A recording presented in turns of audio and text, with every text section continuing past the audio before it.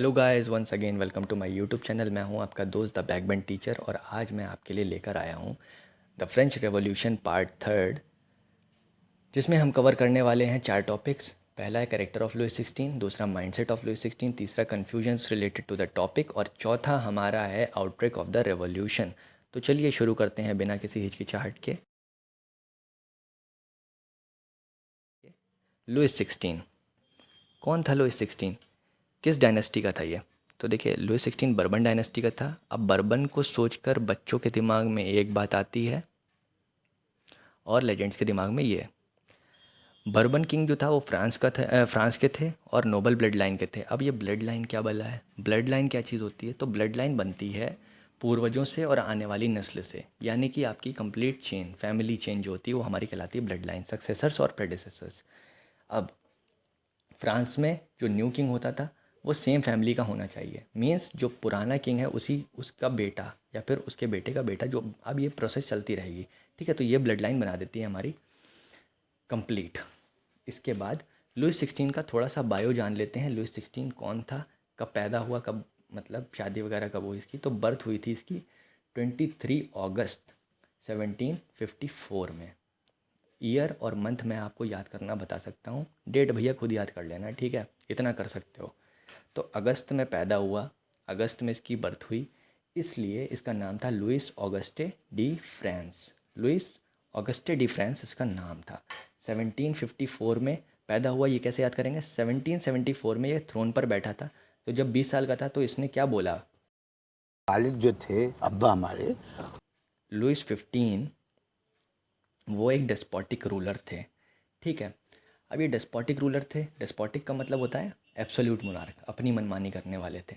ठीक है, ये थे इसके फादर, वालिद, इनके अब्बा।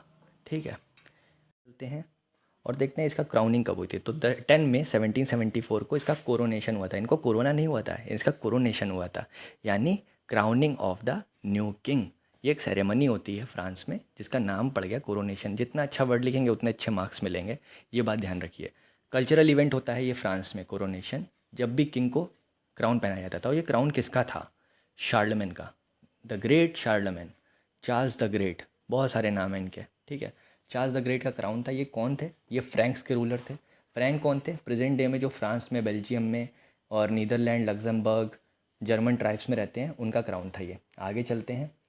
तो इसकी स्पाउस का नाम क्या था? Mary Antoinette. मैरी एंटोनिएट इसकी स्पाउस थी। और ये कहाँ की प्रिंसेस थी? ये प्रिंसेस थी ऑस्ट्रिया की, ऑस्ट्रिया की रहने वाली, उसकी वहाँ की राजकुमारी। ठीक है, राजकुमारी भले थी लेकिन ये सबसे ख़राब एडवाइज़र साबित हुई लुइस 16 के लिए। रिलीजन की बात करें तो रिलीजन था इसका रोमन कैथोलिक और क्रिश्चियनिटी। क्रिश्चियनिटी का एक सेक्ट है रोमन कैथोलिक, बाकी 2 और सेक्ट हैं, मेथोडिस्ट और प्रोटेस्टेंट्स। आगे पढ़ लीजिएगा। अब बात करते हैं सबसे मेन चीज़, mindset of the Louis 16, the great Louis 16 का माइंडसेट क्या था? कैसा माइंडसेट था इसका? तो देखिए, ये डेस्पोटिक रूलर नहीं था, अपने बाप दादाओं की तरह नहीं था बिल्कुल भी। ये बात आप नोट कर लीजिए।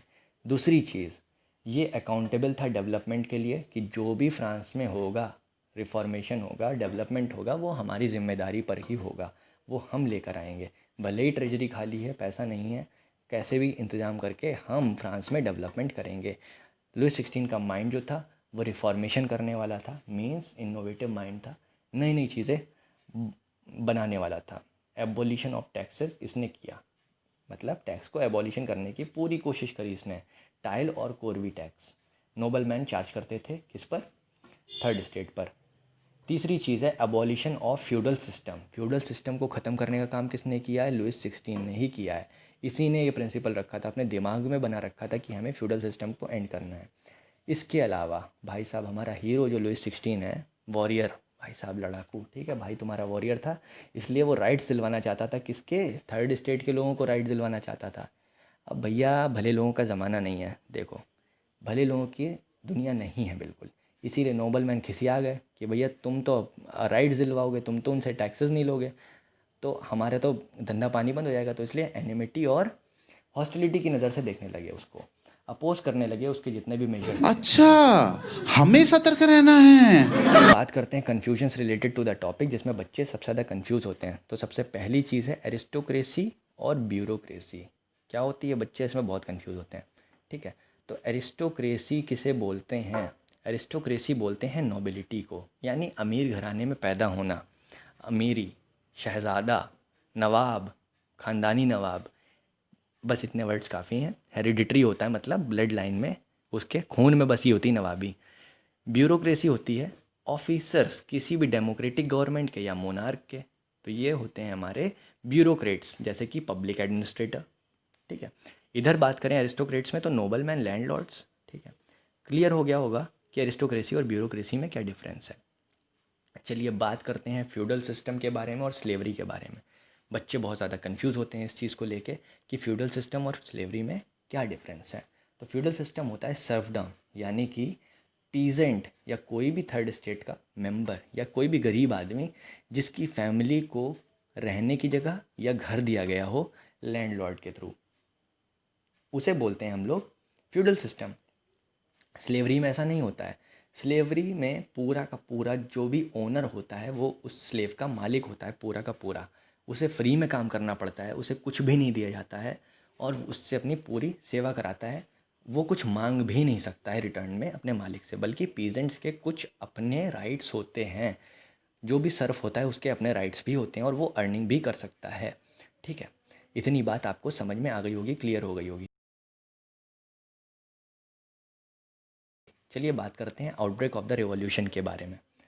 ये सबसे मेन टॉपिक है क्वेश्चन एंड आंसर सेशन के लिए। देखिए आउटब्रेक कैसे हुआ रिवॉल्यूशन का। मोनार्क जो था उसने सीधे सीधे बोल दिया कि भाई साहब टैक्सेस हम एबॉलिश नहीं कर पाएंगे, टैक्सेस एबॉलिश नहीं कर पाएंगे। और दूसरी बात यह है कि उसने स्टेट जनरल्स की असेंबली बुला ली, मीटिंग बुला ली। ठीक है, कि आप आइए और हम आपका इंतज़ार कर रहे हैं, आप आइए टैक्सेस को एबॉलिश करने की सोचते हैं, डिस्कस करते हैं आपने।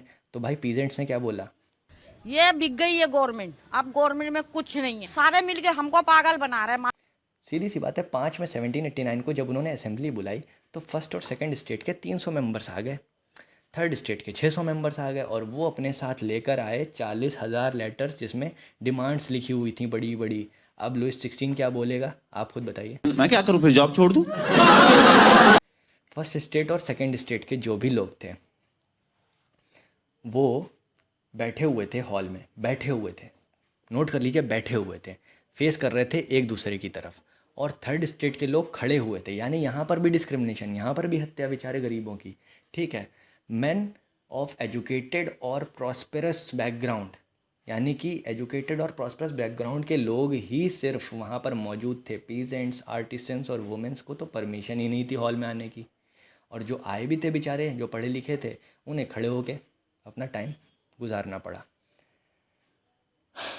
डिस्कशन शुरू होता है, असेंबली शुरू होती है, उसके बाद बात करना शुरू करता है हमारा किंग, मोनार्क। क्या बात करता है, न्यू टैक्स सिस्टम के बारे में बातें करता है। ठीक है, कि न्यू टैक्स सिस्टम किस तरीके से गरीबों को हम प्रोटेक्ट कर सकते हैं। तो भाई साहब पहले ही अटैम्प्ट में फर्स्ट और सेकंड स्टेट डिक्लाइन कर देते हैं कि भैया देखो टैक्स में के बारे में कुछ मत बोलो, कंट्री की हालत है बहुत ख़राब। अब वोटिंग की बात आती है स्टेट जनरल्स के थ्रू। तो पहले क्या चलता था, हर स्टेट एक वोट देता था। थर्ड स्टेट ने क्या डिमांड रखी कि एक पर्सन एक वोट देगा, एक पर्सन का एक वोट बनेगा। ठीक है, ये इन्होंने रोजियाओ की बुक द सोशल कॉन्ट्रैक्ट से प्रिंसिपल सीखा, इन्होंने ये इन्फ्लुएंस थे। तो ये डेमोक्रेटिक प्रिंसिपल था, ये रोजियाओ की बुक से लिया गया। अब आगे क्या होता है देखिए, रेवोल्यूशन क्यों हुआ। अब सारी बातें ना ना ना ना करोगे तो क्या होगा। अब ईच पर्सन वन वोट का जो प्रिंसिपल है उसको मोनार्क ने कर दिया हमारे डिक्लाइन, उसको कम्प्लीटली रिजेक्ट कर दिया गया। जब रिजेक्शन हुआ तो भैया थर्ड स्टेट आ गया रोले में, जलवे में आ गया, उठ गया, खड़ा हो गया, सीना तान दिया उसने कहा ऐसा हम जा रहे हैं, बहुत देर हो गई, निकल रहे हैं हम। ठीक है, प्रोटेस्ट करने लगा, जाके बाहर पैलेस ऑफ वर्सली से उतरे और नीचे टेनिस कोर्ट पर जाके कहने लगे ऐसा है हम यहाँ से हिलेंगे नहीं अब। ठीक है, और हम हैं नेशनल असेंबली और हमसे तो बोल मत लियो तुम। ठीक है, अब हम बनाएंगे कॉन्स्टिट्यूशन जो तुम्हारी पावर्स को करेगा लिमिट, बेटा तुम देखो अब। ठीक है, क्योंकि वोटिंग अगर करवाएंगे तो सीधी सी बात है मेजॉरिटी किसकी है, मेजॉरिटी चल रही है हमारे थर्ड स्टेट की। अब ड्राफ्टिंग चल रही कॉन्स्टिट्यूशन की, उन्होंने कसम खा ली कि भैया ड्राफ्टिंग, कॉन्स्टिट्यूशन की ड्राफ्टिंग से पहले हम यहाँ से हिलने वाले नहीं हैं, चाहे तू कुछ भी कर ले। तुम फौज बुलाओ आज़ादी, तुम गोली मारो आज़ादी। ठीक है, अब लीडर्स कौन कौन है यहाँ पे? मीराबिउ। कंट्रोवर्सी देखिए, लीडर्स देखिए थर्ड स्टेट के कौन है? नोबलमैन, मीराबिउ और एबेसी एक प्रीस्ट, यानी कि एक सेकंड स्टेट का आदमी और एक फर्स्ट स्टेट का आदमी थर्ड स्टेट का लीडर है। ठीक है, सबसे बड़ी कंट्रोवर्सी यही थी। यहीं पर हमारा टॉपिक होता है ख़त्म और द फ्रेंच रिवॉल्यूशन पार्ट 3 का होता है दी एंड।